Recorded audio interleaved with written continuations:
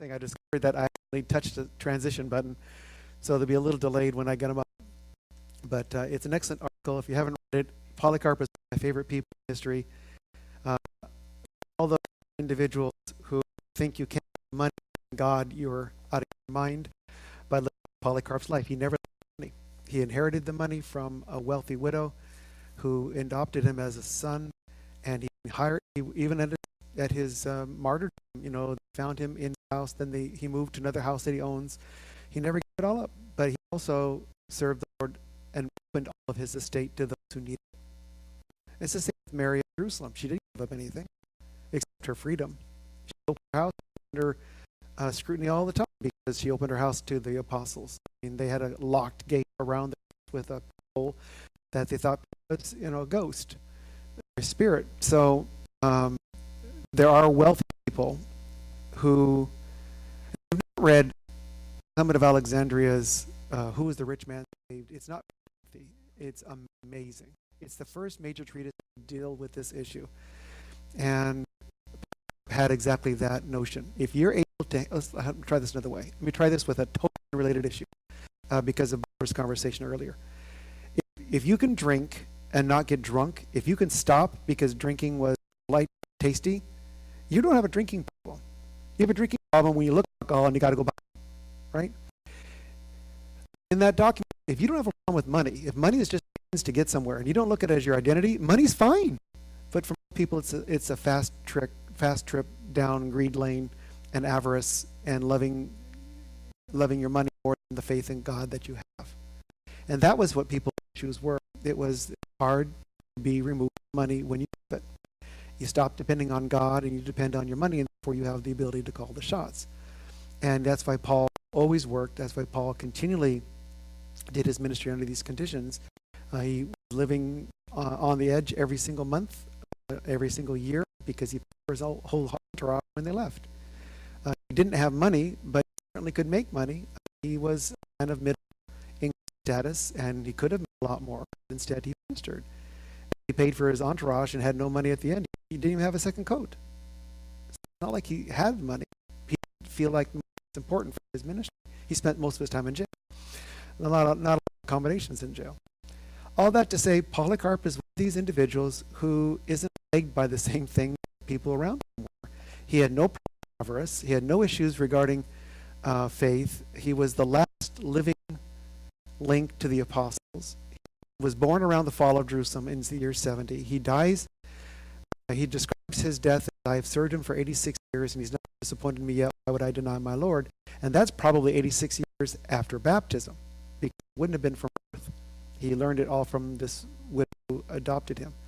So it's an old man with very white hair who is scorned for his age. Come on, dude, seriously, don't make me kill an old man.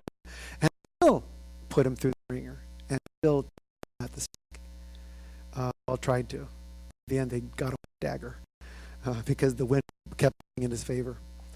All that to say, Polycarp is a remarkable person. And one other thing I wanted to make mention of before I get on the slides is Polycarp mentions the multiple letters they have of Paul and others. And Ignatius mentions multiple letters of Polycarp. There are multiple letters that we don't have. One survived of Polycarp because it was attached to Ignatius's 7 letters he sent to prison in Rome. That's the only reason we have Polycarp, because he was asked to gather them, so it got attached. There are only a couple of manuscripts that don't have his attached, but there's far more evidence for him than there is for Ignatius. So if one goes down, the other goes down. So anybody who doubts that Ignatius, the author of this text, also denies Polycarp's. What I find perplexing about Polycarp is he never learned the scriptures officially. He even mentioned, I wasn't one who went to the scriptures, I was one who went to tradition. And he knew tradition backwards. To quote Paul verbatim and think nothing of it. And he could twist scripture around its meaning, make sure people got the gist of what the writer was trying to convince, or whomever was trying to convince. And it was it's very delightful to read. But this epistle wasn't one he wanted to write. It was one he was requested to write. He wrote multiple subjects. Here's a man who's writing the Philippians, after Paul did by 40 years, and saying, good job, Paul would be proud of you. After all these years, still doing everything exactly the way, and they wanted to know about the resurrection further. So he was an expert in these things, and so he voluntarily his theology on the resurrection of the dead.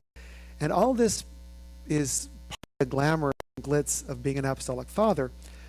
Because there's nothing new being introduced, to me that makes it more authentic. There's nothing new here. I think the story of Polycarp, that there's nothing new, everything we heard, I'm going to repeat, and I'm going to repeat in a new way so that it takes hold of your soul. And I like that about this man. The epistle isn't very lengthy. It's a partial epistle. As it ends abruptly, then starts again. It mentions the great of this community, except one man named Valence, who looks like he's fallen into avarice. And so he moved from the church. He didn't play around. You're in a leadership position, and you get hands in the cookie jar. You don't either have hands or you don't have a cookie jar, but you're not doing it in church. They just remove you entirely. He said, wrote and said, yes, he made a mistake and he knows it, but you got to welcome him back in if he decides to come. Meanwhile, ignore him. Don't be corrupted by his actions. And you see this in Paul too. No one talked to him until he repents. That was a very serious approach to sin. Not one we take very, very earnestly now. It's unfortunate because this is the best way to stop sinning. Let everybody know. Confess your sins one to the other. Guess what? Everyone knows your sins. Now, you're not going to go out and confess the sins because everybody who knows you knows where your avarice or deception or whatever it is that you do inappropriately is based. Those of you who received it early enough to read, I don't think most of you, I apologize for that. My schedule's been just crazy. It flows nicely as a whole section on just the epistle and also his martyrdom. Okay, big talk on martyrdom for a moment. Martyrdom was well known and was a sign of righteousness well until the Diocletian era, which ends in like 310. The greatest persecution against Christianity was during his period, and Polycarp dies successfully earlier than that, about 150 years earlier. What's different is this. Pionius, who was a later bishop of Smyrna, where Polycarp sat, found his martyrdom written and transcribed it and distributed it and asked people to celebrate his day, his martyr day, or birthday, as it was described in his letter, his birthday, his spiritual birthday, dying and being given a new life in the world to come. Therefore, he's the first celebrated saint. So everybody has Polycarp on their list. It should be number one on the list of people who died in a line of saints. Saint so saints. So you're a saint because the church has declared you as Polycarp the first. And his martyrdom was the first prototype. For those of you who have not read the martyrdom, it's brilliant. It looks absolutely historical. It matches everything we know about that period except one small notation or interpretation that has unfortunately been captured literally. It says when they stabbed him ultimately with the dagger to die because the flame wouldn't consume him, a spirit came from his sore. A bird came from his. It's symbolical of the spirit. And we've made it literal as a real bird coming out of it, which is just nuts. Apart from that one misnomer and disclaimer, it reads exactly authentic to the times and everybody else who repeated similar stories concerning him. So this is not a new person that we've never talked about. This is an individual who has a very rich heritage and tremendous influence on the Western and Eastern Christian churches. This is Smyrna from the sky. Big port city. Smyrna here. Island of Patmos, as you can see. How close it is to Corinth and Athens. Smyrna has a consistent trail of church leaders from the first century onward. Paul founded the region. Despite the fact that Smyrna indicates that he was under the influence of John the Presbyter. He never used anything from the Gospel of John or from the Johannine literature. It's all Paul. He was a Pauline disciple through and through. Despite what Irenaeus wants, because Irenaeus wants a direct line from the Apostle John down. He's not going to find it in Paul.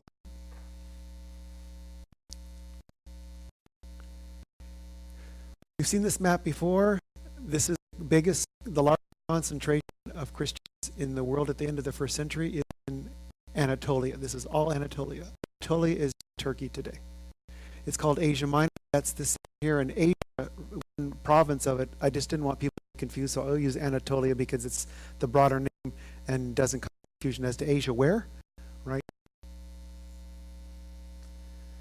Here's a quick write-up of Smyrna. It's a city of tremendous renown. 3 great dynasties there. It was built, under Alexander the Great, and in the form that we see it in the biblical record. It had a lot of special privileges. The city was also a place of imperial cult. It never wavered in its loyalty to Rome, and Christians were just fodder for persecution because they wouldn't sacrifice. In fact, that's why Polycarp was gathered. He would not sacrifice on behalf of the emperor and call him God. Which, by the way, he could have done quietly. But very well taken it behind the scenes so no one would know. He said, no. It's just like I had to nail him. He said, no, I'll stand here. Burn me. 6-year-old man saying, no, I'll take care of it. I'll die. One other comment because of his wealth. I'm not saying he was super wealthy, but he certainly had houses. And the last house he went to, because they all knew where he was. He was in his house, in the upper room, praying. When the guards came in to arrest him, he had his servants fix them the best meal they could. Gave him another hour to pray, and then he said, okay, I'm ready to go. He wanted that extra hour to pray for everyone he's ever met. That's exactly how it reads, too. So it's a city. We don't see it in Dutch, but like Ephesus, Smyrna was one of those brilliant places of the ancient world that it gets looked in church histories. Here's some of the reasons why. Sorry about all this. I couldn't find the button I clicked to make it happen in the short time I was given. This is the agora, or the marketplace. This is the greeting place. This is the main forum. Oh, wait, there's more.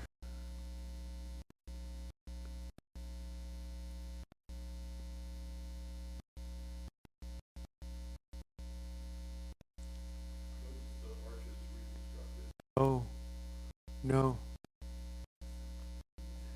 But that's why so many are on the ground. No, that's the original weight. Which is kind of interesting because Izmir was the site of significant battles in the Turkish War of Independence in the early 20th century. And it was in Izmir that the officer sort of recognized as being the victor.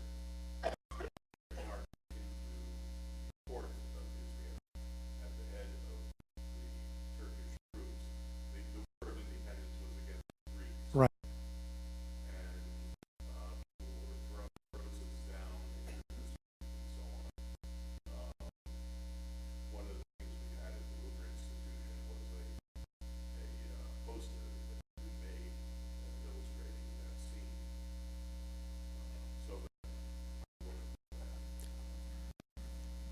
Yeah, these are standing. There's a few more.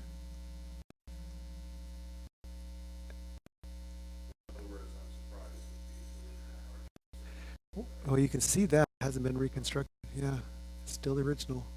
Because that's how cathedrals were built too. There's not a nail there. Everything's weight pressing on weight, pressing on weight. And down, you just tear one pillar and it's all gone.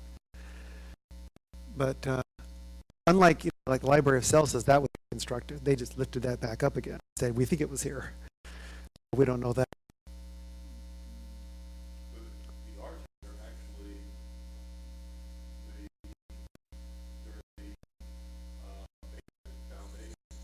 the foundations of the first floor. Right, right. It's the most impressive city in Asia Minor that has survived architecturally.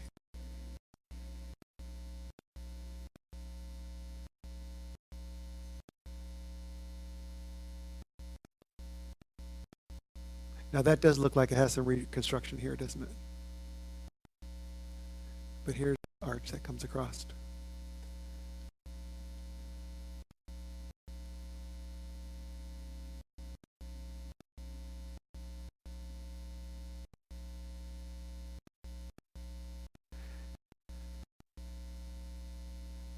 Yeah, it's fascinated with the work. You can still see how it was held together. But a very impressive site for Christianity. Here's the church of Polycarp, still famously on display. No, Polycarp means many fruit or being fruitful. The first time we see it, not used as an adjective, but as a name, is Polycarp. It's likely a name given to him at baptism. I have a feeling in Polycarp you would have met someone like Paul with a nicer disposition. I don't think Paul to have a nice disposition. Polycarp has a really nice disposition, but he's very serious about righteousness. Super serious about righteousness. Oh yeah. Yeah, there's still Christians living there. Yeah, it's beautiful. Yeah, the whole structure is amazing. Orthodox, of course. Yeah, Orthodox, of course. And so it would have been an Anatolian Orthodox branch, you know. The Epistle of Polycarp, as I mentioned, is a pretty good pedigree for manuscripts. I only bring this to your attention because it's not one text we work with. Sometimes it is. This is not the case. We can reconstruct this epistle with a fair degree of certainty. Here's more impressive conditions.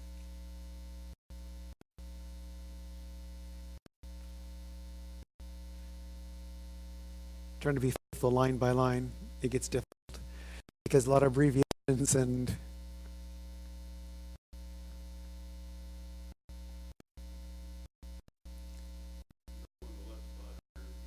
right here.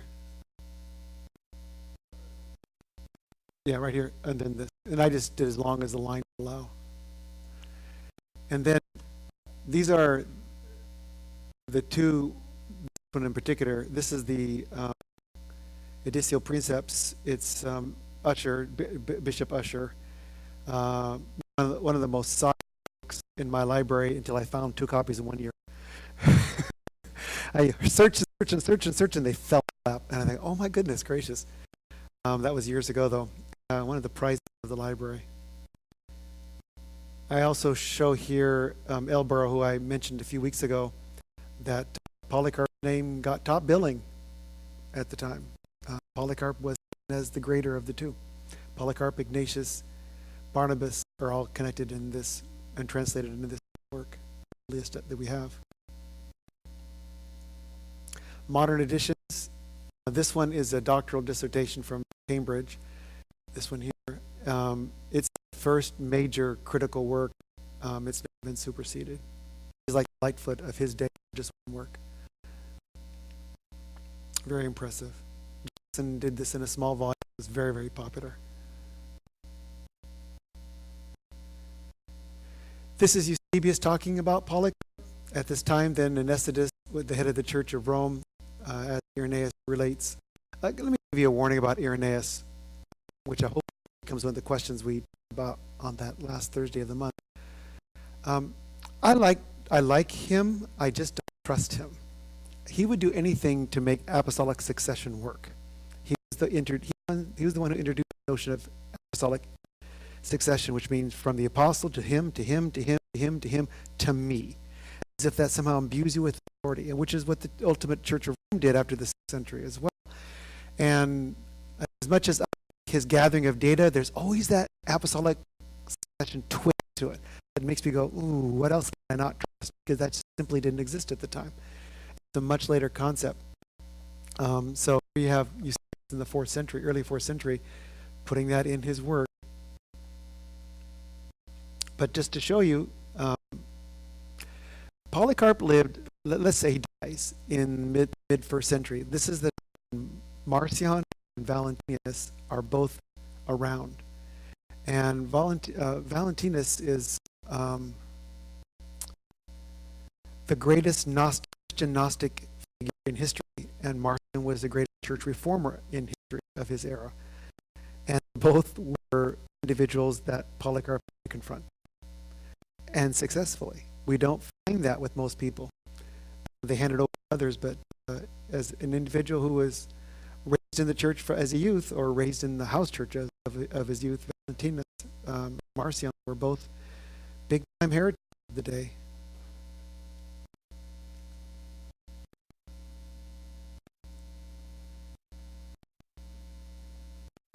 So he says the only epistle that exists is the one to Philippians, which is unfortunate. That means gone by the time that Constantine comes along. As I mentioned earlier, considering his writing style, and he uses influences and names him and proudly names him, he probably wrote weekly hundreds of documents, would be my guess, because he didn't travel. He had to stay at home. And he would have used amanuensis at home probably full time. None of those have survived that we know. On the other hand, we just found 460 or something like this letters of Lightfoot. So they can be found. It's just, where are they? These are likely to be found because of their age, but one day we'll overturn and find something that we are unexpected to find there. As you saw yesterday, in the front pages of all the major news outlets, there's a new Egyptian tomb that's found in beautiful condition. There's thousands of them underground. We know where they all are. They haven't dug them up yet. Same with her. We've done all the work. We could actually reconstruct exactly where this is. It's just buried underneath the sand. Well, there's a war going on. Maybe you heard about it. They're not letting a lot of Westerners go in for anything. By the way, we are in Jordan right now. We are at Jericho, and this is a big secret, but we are there. And we are working with them, trying to reconstruct the history of the past that has been neglected since 1950, when Kathleen Kenyon was there and made her outlandish conclusions. Jerome, the same way, praised him on the top of his list of people to admire. Again, mentions Marcion and Valentinus. I love this confrontation. On one occasion, Marcion met chance, said, "Do you know who I am?" He said, "Yeah, you're the firstborn of the devil." That sounds like Polycarp to me. I know exactly you are. You're not fooling me. You're the firstborn of the devil. He would have done so with a little glimmer in his eye, because he's not trying to hurt his feelings. He just wants to make sure, yeah, you think you're so smart. I know who exactly you are. Do I think that happened? Probably. Probably. Like I said, he's like Paul in that personality, except I think he had a much more comfortable life. Theater, then burned. It was partly true. Burned at the stake. A wind came and arched the wind around, and after being frustrated with all the crowds watching, they just gave the guards a dagger to go up and have him to death. They burned his bones, and that's what they carried to be buried, was his rubble of his bones.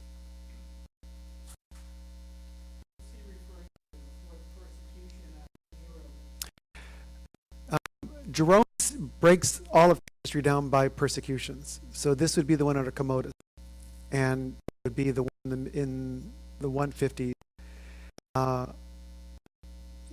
If I'm right, under Commodus, and it's the one that wasn't as broad in the city as kind of a general principle. Don't let them in businesses. Don't let them in government. It's Roman. And there are 4 of them to Polycarp. That's 4 of them within 100 years of the church's founding. But the only one that was universal was Diocletian. Yeah. And I don't know if you feel, but I won't speak on your behalf, but you can nod if you feel like it. I totally get Rome. I don't understand why they're killing Christians. Christians are saying something that is not just dangerous, it's frightfully dangerous. You don't need Rome to be protected. You don't need Rome for your identity. You don't need Rome for your sacred meals and such. I get Rome. They stood against them, but I totally get it. That's what cults do. They just they're the only ones. Christianity was a real threat to that. So here's the fourth in line by Jerome's accounting. We don't need to talk about this for very long. The only problem people have with Polycarp, only things that theologians struggle with is the notion of Quasi-Testamentism. I'll try to explain it in a simple form. Because it was practiced only in Anatolia, Asia Minor, in Anatolia. And it was the belief that Jesus personified the Lamb of God sacrificed. Now, I have no problem with this. History? No. But is it theologically sound? Brilliant. Every aspect of what happens to that lamb, every aspect Jesus undergoes, including the day of his death. And therefore, the 14th of Nisan is the day that Jesus dies, because that's the day every year that the lamb is slaughtered in the temple. Therefore, Jesus becomes the Passover lamb. Where do I get this? The Gospel of John. The Gospel of John, the writer is a Quatordeciman. And the only place it was practiced is in Asia Minor. And Polycarp was one of them. Ignatius was not, by the way. And they got along perfectly fine. Ignatius was from Antioch. They denounced it. So did Rome denounce it. So here you have a very early, revered character, Polycarp, who maintains for almost 100 years of time this notion that it was handed down from the writer, John the Predator, the writer of the Gospel, that Jesus assumes the role. Now, do I think he meant it literally? No. I think he meant it theologically, that Jesus replaced the sacrificial system. I buy that. I get that. Did it go away? Well, those of you who are crazy for councils, at the Council of Nicaea, what was the number one reason? Number one theological issue? Trinity. Number two? Protestantism. Number two. That's how widespread it was. It was dividing the church because of two different calendars used for the day that Jesus died. So as early as the mid-2nd century, you've got Quatordecimism in this region of Christianity, the most populated region of Christianity. So does that mean we have to look at it seriously? Oh, yes. Do I look at it historically? Oh, no.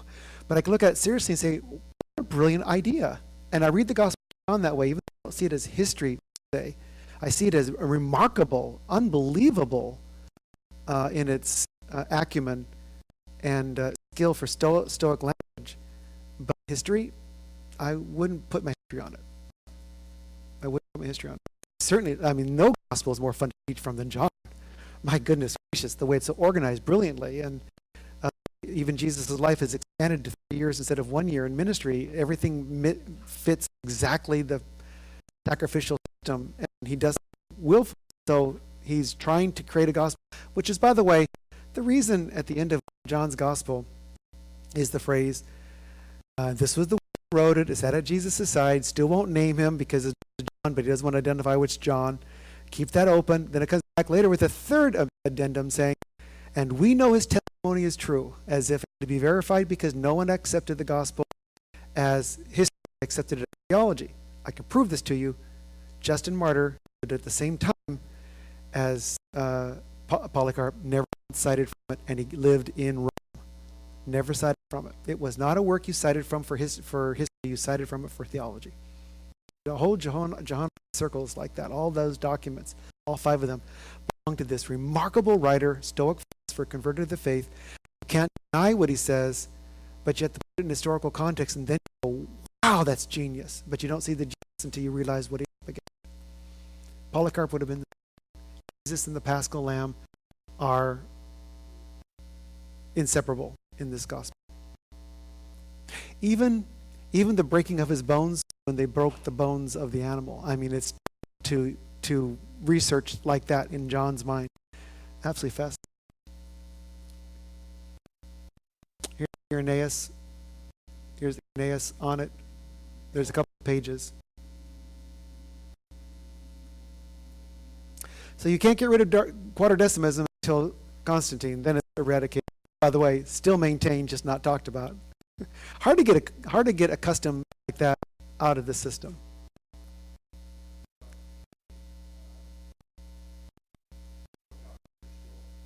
Oh yeah, well, the Eastern Church in general, yes, uses it. Well, they use it, except they're having open communion. But yeah, still maintain this notion of we're taking back our Paschal day.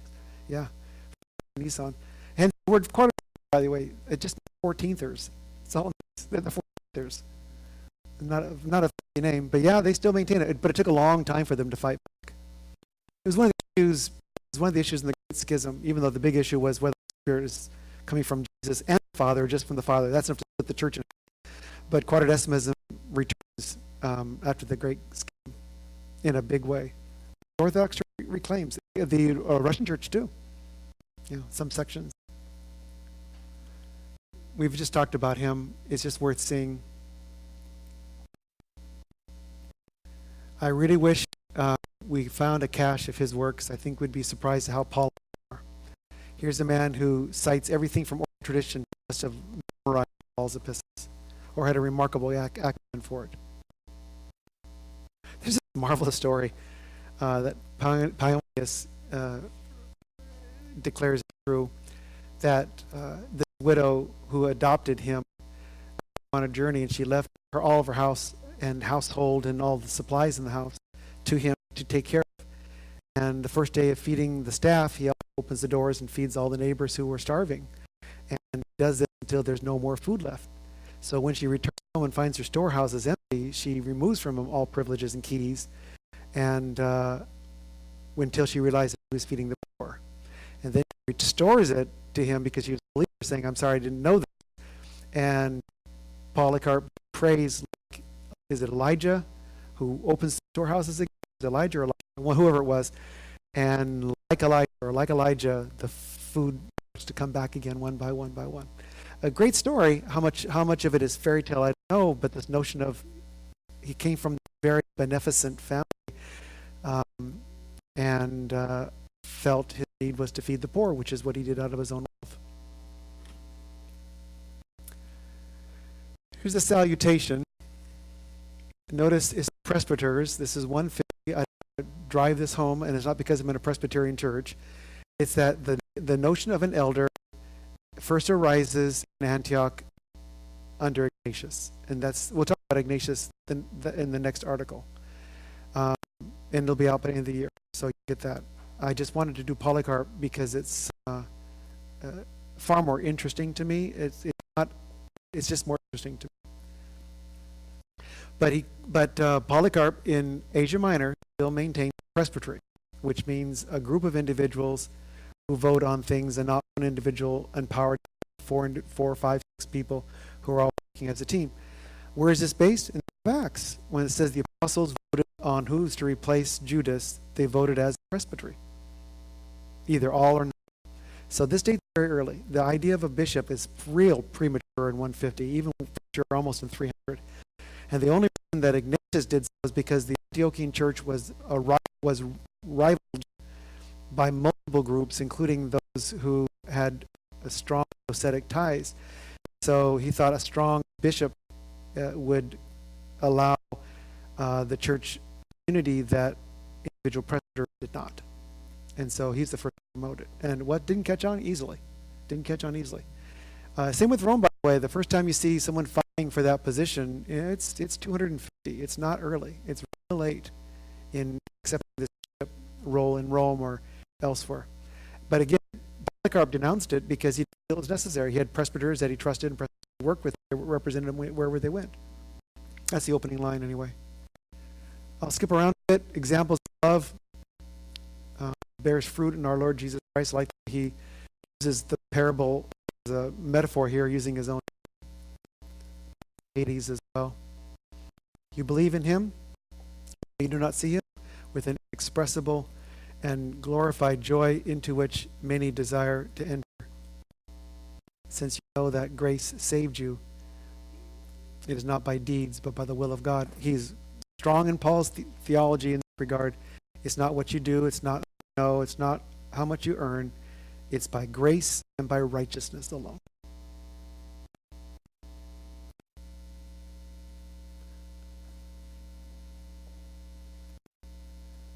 This sounds to me right out of the dictionary. Tighten up your waists, serve God with respect and truth, as you forsake the emptiness, fruitless speech of the crowd, rather than the one who raised up Jesus Christ from the dead. This is Paul, through and through. All things in heaven and in earth are subjected to him, and everything that breathes serves him. Both the living and the dead. Right out of Paul. Again, oral tradition. You know that you've made it in the early church when people quote you in passages and not give you credit for it. Everybody knew it was Paul.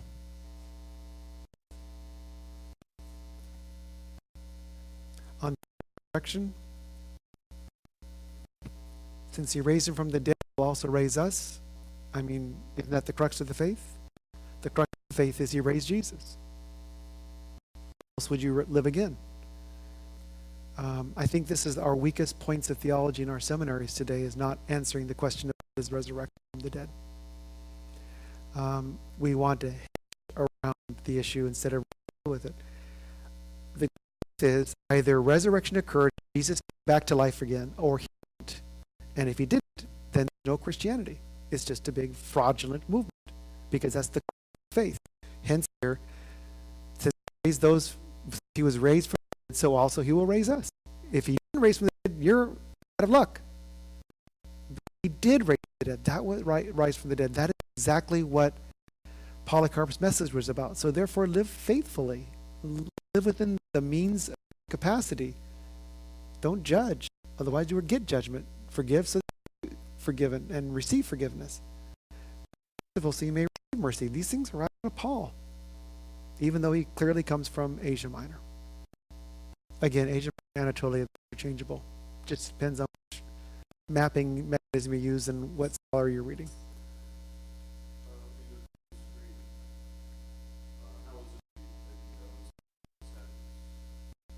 For their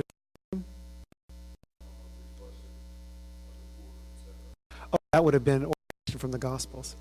Yeah, we all very well known. Well, you know that Matthew is clearly using oral tradition because he rephrases it to match the he's working with. Luke looks like it's more the authentic saying, but Matthew has the right to embrace the church that he's and flesh it out with meaning. He has to, because otherwise it would have been misunderstood. He didn't want to be misunderstood in Jerusalem in that region. Luke, for a very individual, he doesn't have to add to the sayings of anybody to make clear. He can give the raw data and say make your own. But that's right out of the Gospels, no doubt. No doubt. Probably one of the most famous sayings of Jesus. But the gospel existed as spoken word. Right. Well, his gospel certainly is around by the fall of Jerusalem, but it doesn't mean anybody have a copy of it.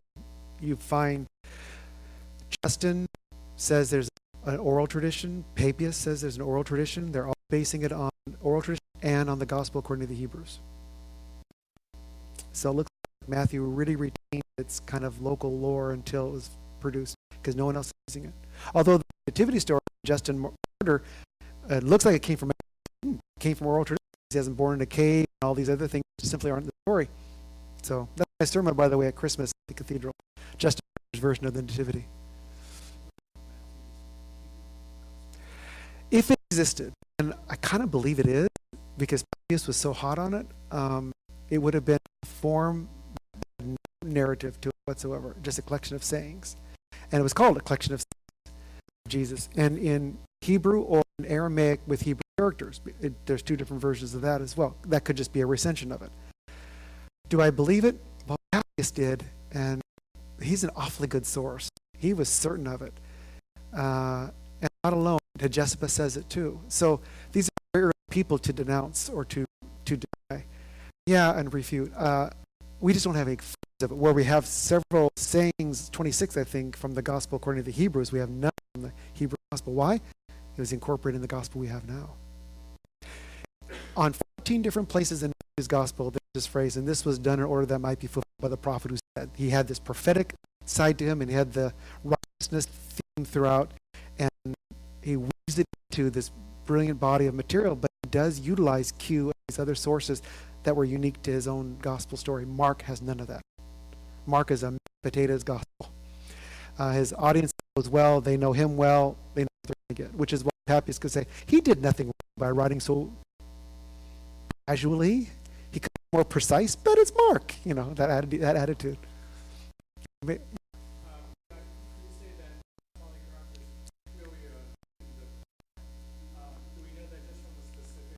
His quotations. Yeah, like stylists or something like that. Certainly, Paul's words are on every other passage.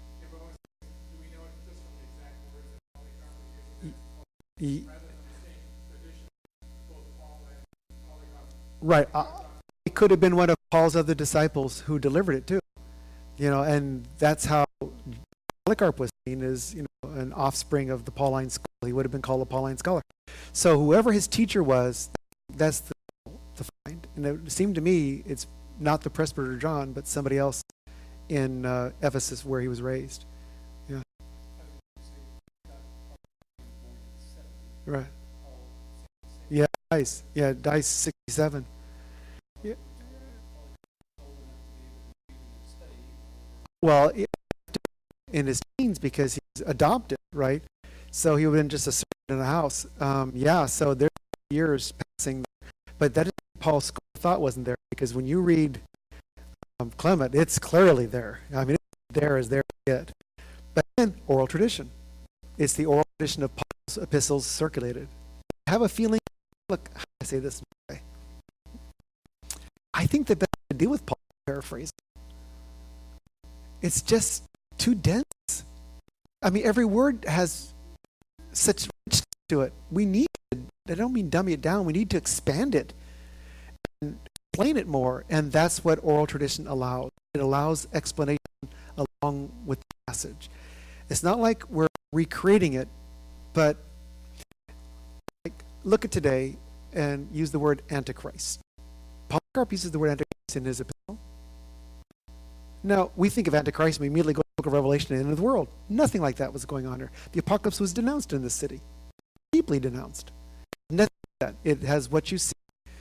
The opposition to the fleshly existence of Messiah and purposes. That's what means Antichrist. You refuse to accept Jesus in a fleshly form. That's pathetic. It's an anti-dogmatic comment. I need to explain that rather than walking around saying Antichrist is just loaded with data that may not be applicable at the moment. And I think that's what our job is from the pulpit, not to read scriptures, but to, not even to interpret it, but to restate it for the Silicon Valley, to restate it for this particular Presbyterian church, or that particular Catholic community. And we're not doing that. We're reading it off a chart, or we're following a format, or we're doing something else that gives us some sort of identity to the text, but doesn't give us the meaning that lies behind it.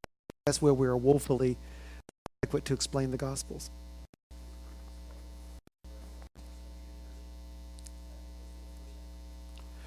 Well, exactly. I have a feeling I would need a thesaurus if I sat down with Paul. But the meanings are you using? Because you see the meaning, right? Paul will just make up a word. He'll just make up a word. Or use a word in a very unique manner that makes you go, what? I mean, he's graphic, far more graphic than he need to be, but that's Paul. He likes to use shocking words that have extreme examples to them. But you need to explain that to people so that they could say, like, if I can use this as a quick example. It's like when Jesus was called Beelzebub, the crowd goes, no, because we don't understand it. The name of the god was Beelzebul, Lord of the Flies, Beelzebul. The Lord of the Flies, even the flies obey him. Beelzebub means Lord of the dung heap. So you'd be shocked to hear what Jesus was called at the time. Your mouth would open. Now what's going to say? I'm going to come back, you can't come back from. That was why sometimes in the Gospels we need to take a step back and say, how would we make this relevant today without changing meaning? And that's called a translation. It just is too literal for most people. I like a good paraphrase. There are a lot of them out there. I like a good paraphrase. And I think that's what's happening here. He appreciates the paraphrase. Chapter 3. Righteousness is his main theme. That's who he was asked to write about, was righteousness. Again, righteousness is Pauline. It's not about relationship. It's about a legal stance before God. Doing the right thing provides X, Y, and Z in your favor. I wish we looked at righteousness that way far more frequently than the way it is today, which is righteousness is doing the right thing. No, it's not doing the right thing at all. It's about proper relationship. It's about having the right relationship with the right people at the right time for the right impact that you are trying to deliver. And we don't have that in our thinking, which is unfortunate. This is one of those things I can do online that I can't do in person.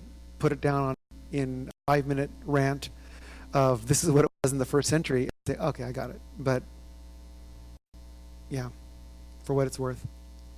And notice this, when the absent wrote epistles to you, this is to the Philippians. He wrote multiple epistles to the Philippians. Polycarp, but no, he's writing them too.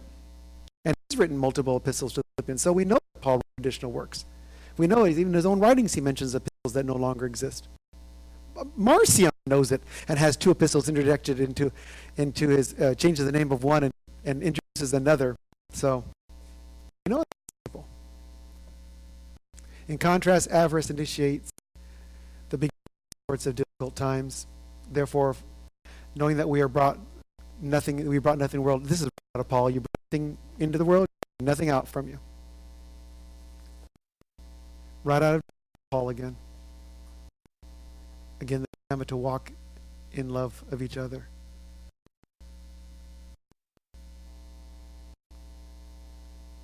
I think I told you the story. Man says all the people through all the various states that he leaves earth and takes it with him. He said you can't take it with him, but he's going to take it with him.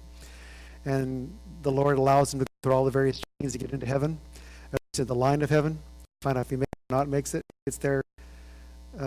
All this hauling of blocks of gold, all these eons trying to get to this gate.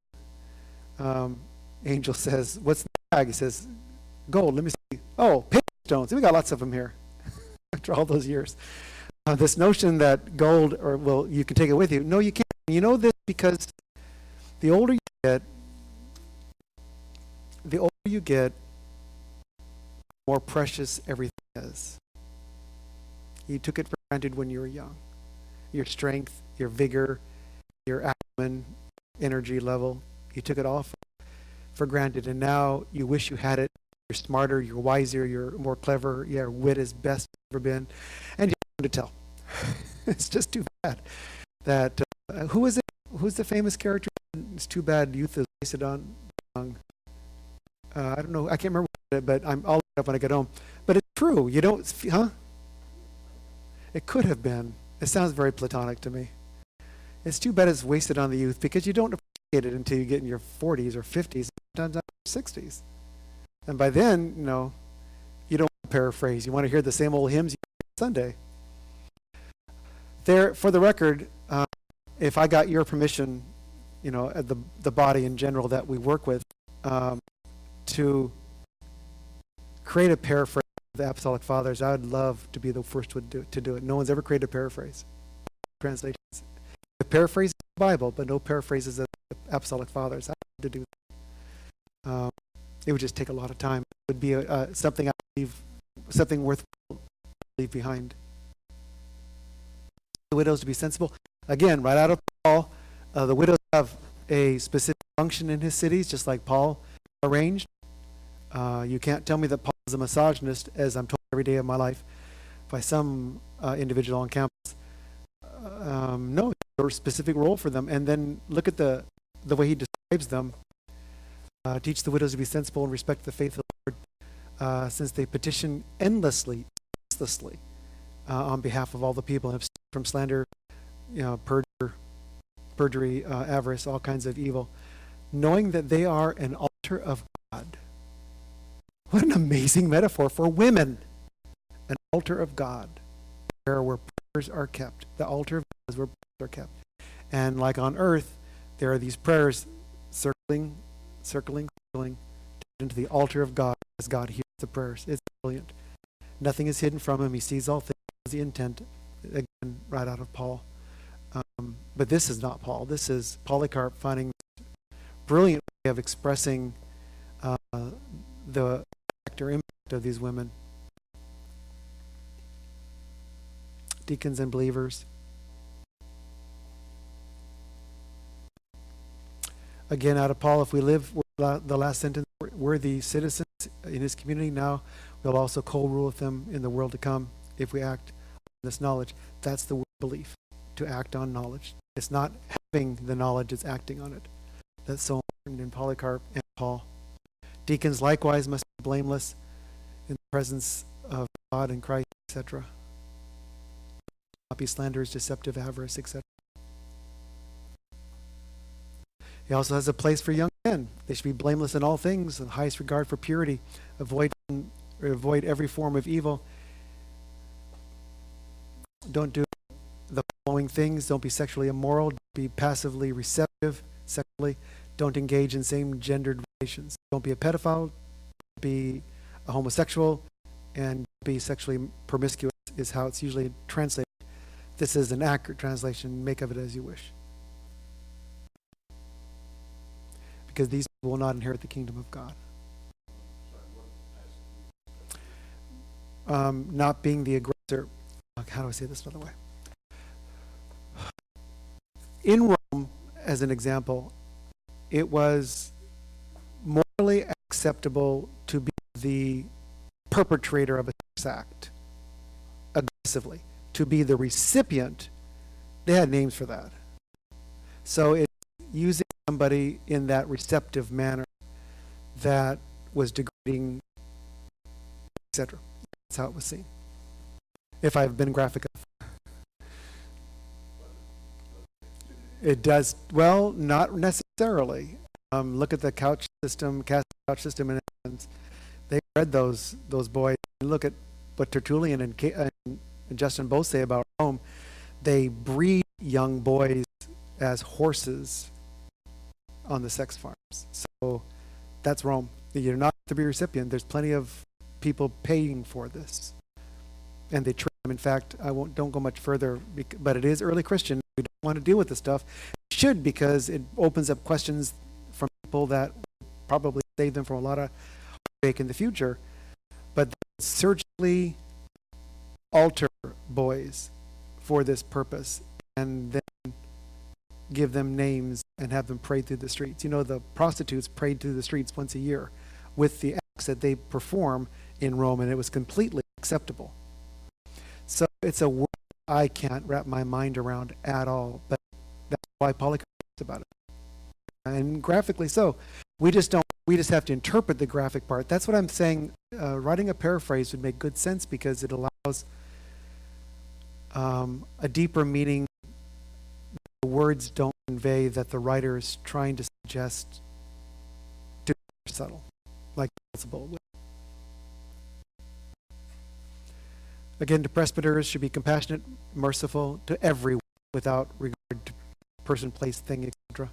Restore those who wandered astray, those who are sick. Don't neglect orphans or widows or the poor. Take all people into consideration. Refrain from anger, partiality, just judgment.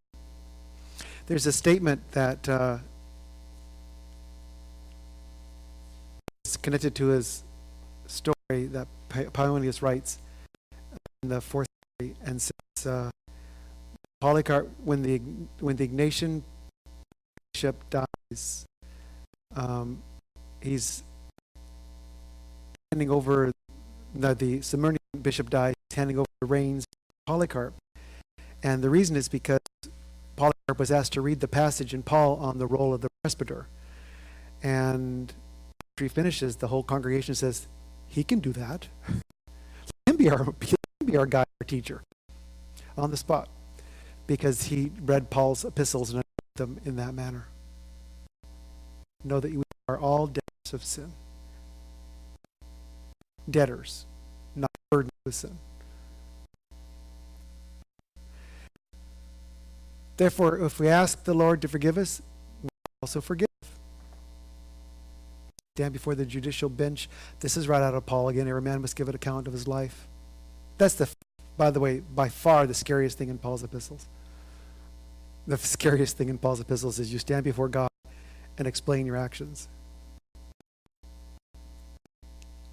We should serve him with respect, with reverence, with awe.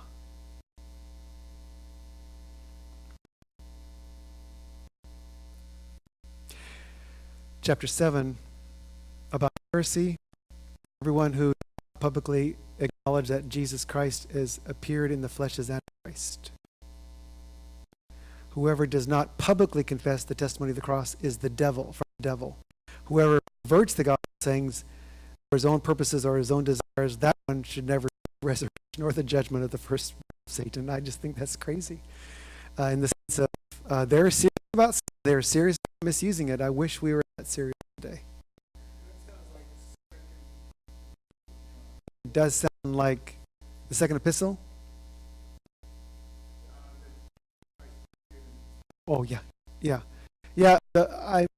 I'm fairly confident the writer is from 1 John, probably the minor epistles, but there's no manuscript evidence that the minor epistles circulated at all. They could very well have an oral form. He couldn't have been the only one to say this. He just couldn't have been. Again, quoting Jesus in paraphrase, the spirit is eager, but the flesh is weak. So he knows, and you could quote it. It's almost word for word. So I quoted it. It's not an intentional paraphrase. It's an intentional statement from the mouth of Christ. Consequently, we should persevere unceasingly in our hope and in our first installment of righteousness. I like this very much. You are now living in your first installment of righteousness. The second installment comes after death. A lot. He bore our sins in his own body upon a tree and yet did not sin. That's an important feature added. Why? Because cursed is any man who dies on a tree. So despite the fact that you curse them and Jews cursed Christians because they serve a tree dying Messiah. Therefore, we should be imitators of his endurance, for we honor him if we suffer because of his name. Obedience. I just took snippets, by the way. Therefore, all word of righteousness, here it is again. The blessed Ignatius gives examples of his own emissaries. You also witness it in Paul. Mentions Paul by name and other apostles. I don't know what these are. Were there other epistles that the apostles wrote that we don't have? My suspicion? Yeah. I would suspect Peter in particular, because he is known in this region. These men did not love the present age, but the one who died on our behalf and whom God raised from the dead for our sakes. Stand fast then in these things and follow the example of our Lord.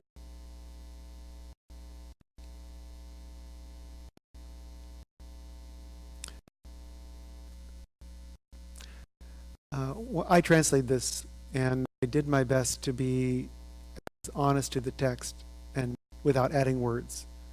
This requires a paraphrase. Now, before we go any further, we've covered Clement. We'll cover Ignatius next time. The epistles are very brief. He's reading them on the run. I mean, he's got 10 guards around him. He calls them leopards.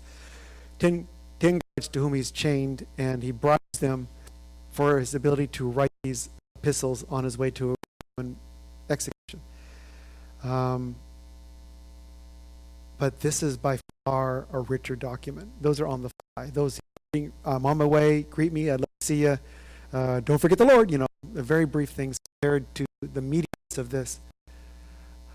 Of all the works that we've talked about from the apologists and the fathers, which one would you want paraphrased the most?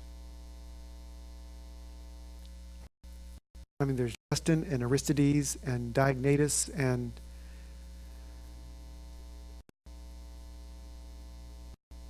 there's certainly all the apostolic fathers of Clement, Ignatius, and Polycarp, the Epistle of Barnabas. Of all of them, which one would you want to paraphrase the most?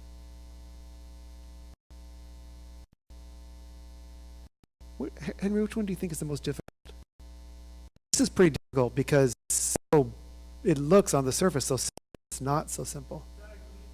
That's brilliant. That would probably change people's lives, I would think. Let me think about that before the end of the hour.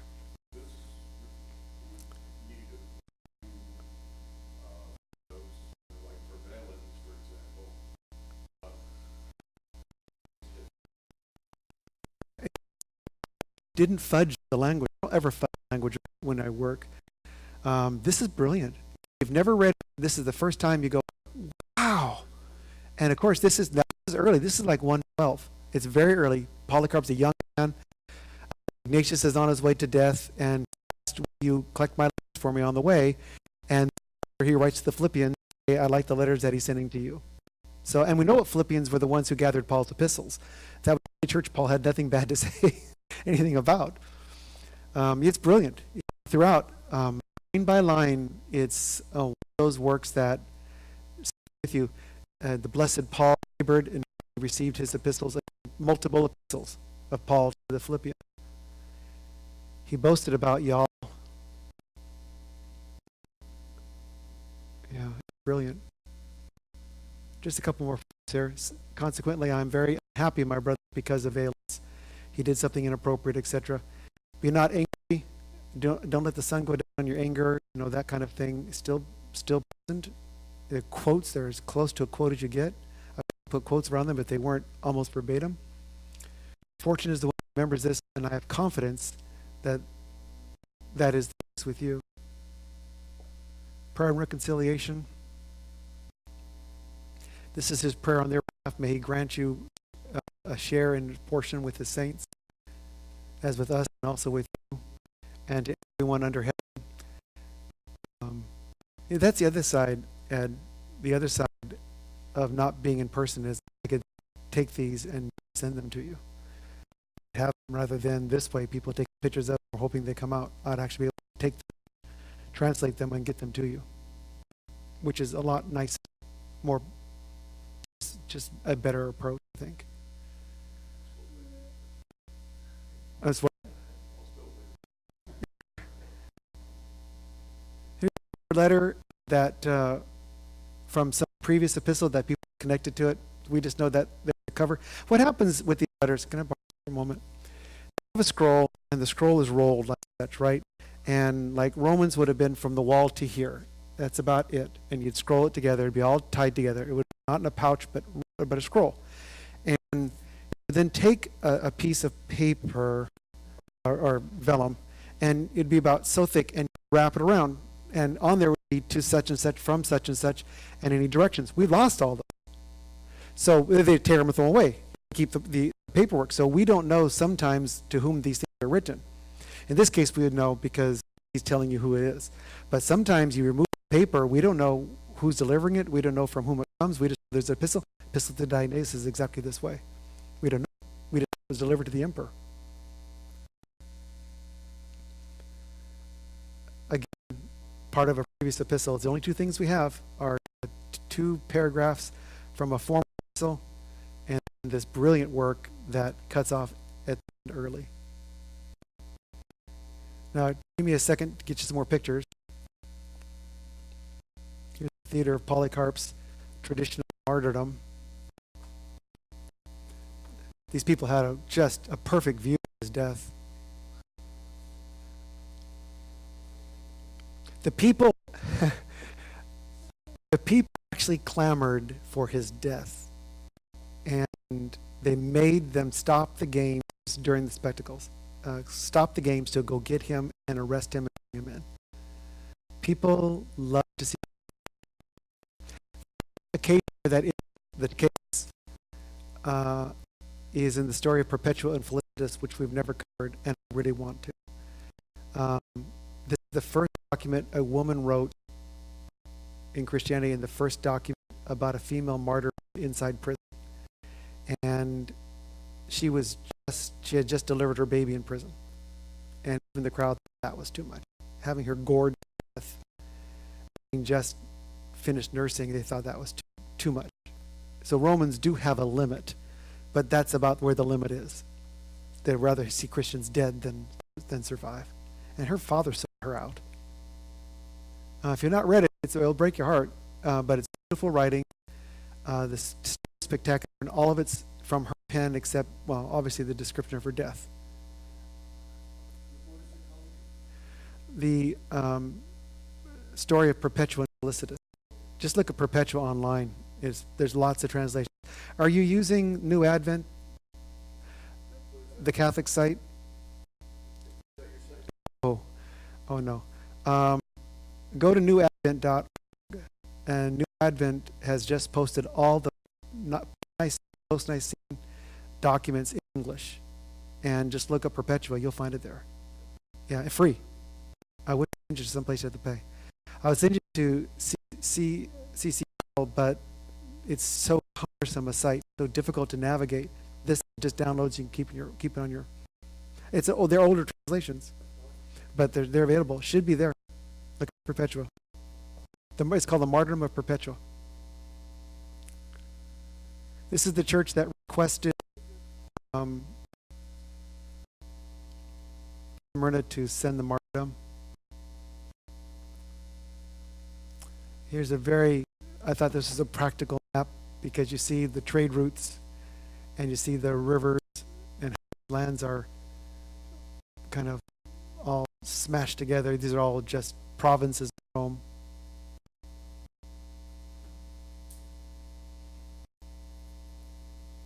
How many Philadelphias were there?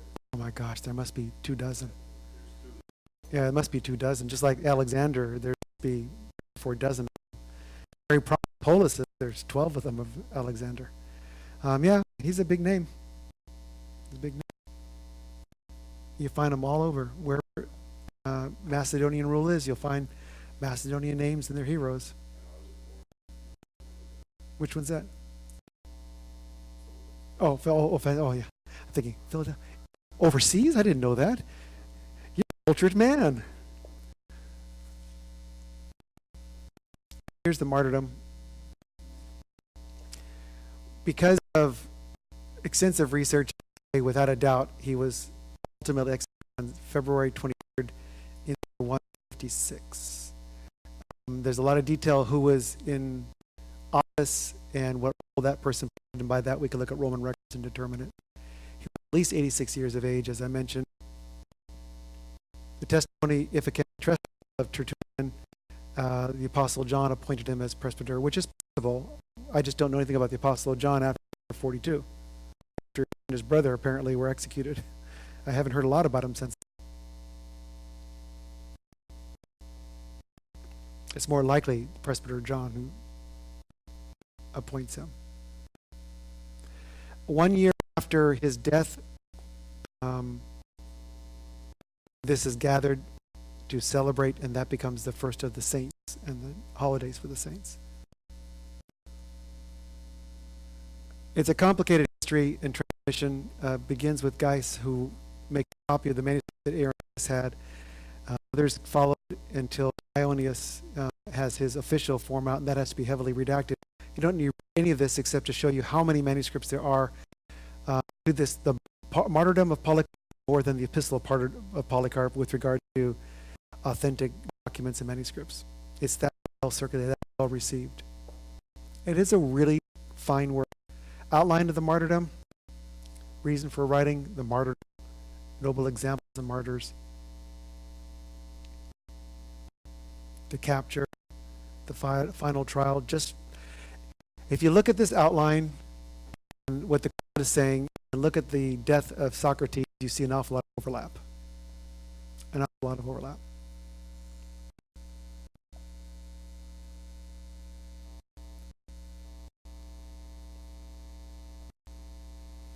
Executed chapters 15 and 16. The miracle of the burning, but matter the death by dagger follows. His relics or his bones are gathered, and Bacchus, who's the one who baptizes him, his body is placed next to his. bars with the Ephesian gate.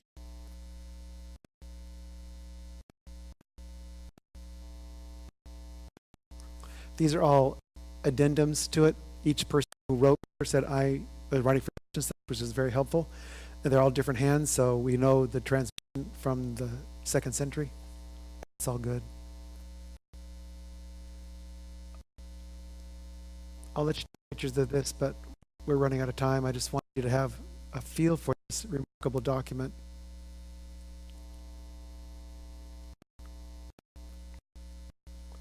I told you the story anyway.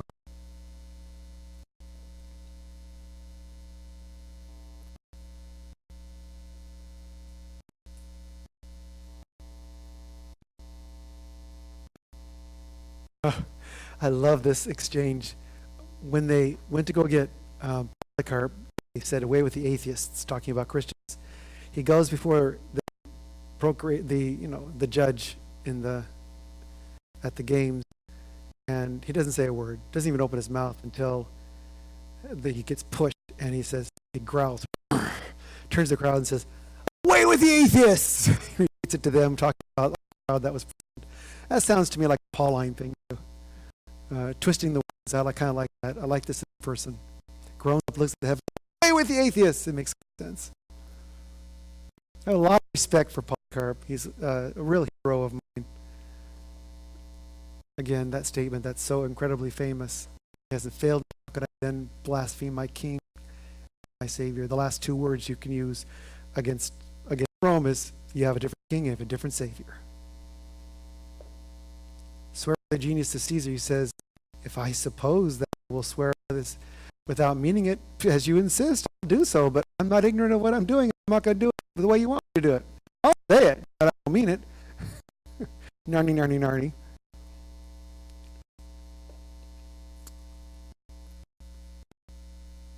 This is the teacher of Asia. This is the district of Asia, which is in Anatolia. The father of the Christians, destroyer of our gods. A lot of pedigree to have with one person. Polycarp confesses he's a Christian. That's all it took. That one note. I'm a Christian. End of statement. This is the father of the Christians. And then all the ramifications of it. He knew that he was given a vision that he would be burned alive.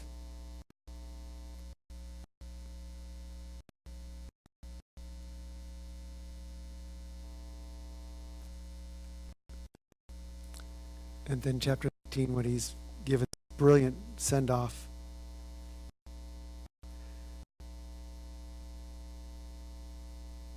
So the document on now is Ignatius, which is the last in this section. Then we'll continue our flow. I'll send you over the next week or so the first manuscript, say for the first 4 months. They're like this. They're super good. And they're all thematic, 1 month of one theme, which also I like because then I can meet with people and talk about that theme that once a month, which will just free me up with time. And I've looked forward to this every week, and I, with hope, felt that it would grow over time, and maybe it will. And if it does, when people start coming on the once a month, then I'll go back to every night of the week. But it hasn't happened in a year, and it's just time to change different venues and see if we can increase the people who are participating. Any questions or comments? Isn't Polycarp great? It'd be unfortunate to miss it, and you won't be missing any of these because they're still written out. There's still proof, and Steve's going to be them. So we'll get them in both forms. You wouldn't have that otherwise. They wouldn't have time to do the reading if we did it a different way. And I'll have introductions to each of these, what each is, and I'll be able to put that on Patreon as well. Look at Patreon. You'll have fun with it. It'll have the list of questions and list of topics, and we're going to do the book of Acts. We're going to do a commentary on the book of Acts on there. That's going to be fun. To expose every single word, turn it all over, and create a paraphrase around it. So you'll have a lot of fun. More fun with that than this because it's far more interactive. You'll see. You'll like it. Any other comments or questions? So what It won't be next week. A week. We'll send a letter out. I think tomorrow we're sending a letter out. Yeah, and it will just be reiterate what I'm saying. We're doing this, reasons and such. Please don't leave us. I really feel like we're on the cusp of something. I just need to transition, get caught up in money, and just not fret every single month. We're not. Oh no. Oh gosh, can you imagine? No one here. It'd be me and a Christmas tree and a hat. Yeah. Oh yeah. And we all have a hat. We could wear that, but that'd be it. Any questions or comments? All right. Thank you so much.